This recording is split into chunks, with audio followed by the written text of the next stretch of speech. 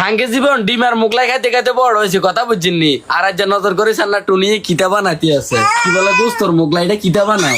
আমি এটা ঘরে বানাই তোমাদেরকে খাওয়াইয়া রিভিউ নিচ্ছি, বুঝছো? ভাবতেছি আগারগাঁও দোকান দিব, মাংস পরোটা ডিম পরোটার দোকান, বুঝছো? অন এটা কিতা বানাইতে আছে? এটা কিতে? এটা এটা হচ্ছে মিক্স, মানে মিক্সড মোগলাই, বুঝছো? যেটা মিক্সড জীবন মুগলাইটার মধ্যে হ্যাঁ, কিতা কিতা আছে? এটার মধ্যে আছে ডিম, ডাল আর মাংস mixed মানে কি পরোটা। কইতাম, যদি হাইতো আরো কিছু দিল, আলু পটল করলা মরলা ব্যাগ দিল, মনে হয় কিতা এটার নাম হচ্ছে মানে 42 রকম আইটেম মুগলাই, বুঝছেননি? এতে বলে আগারগা দোয়ান দিব, ওই যে ব্যাগ এতে কেক টেক বেশি ভাইরাল হয়ে যাইতে আছে। হ্যাঁ, নিয়ে চিন্তা করতেছে যে ইউনিক কিছু বেশ কইতাছে ভিডিও বন্ধ, আগে আমার আম্মু খাওয়ায় রিভিউ নেই, তারপর দোকানটা মা বেবিল্লা চালাবো।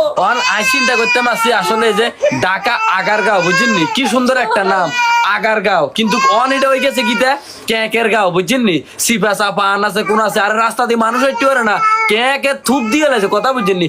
এত রাজ্যের কেক মেস্তুরি বাংলাদেশ আইসে কোন তাই? এটা হচ্ছে আর প্রশ্ন।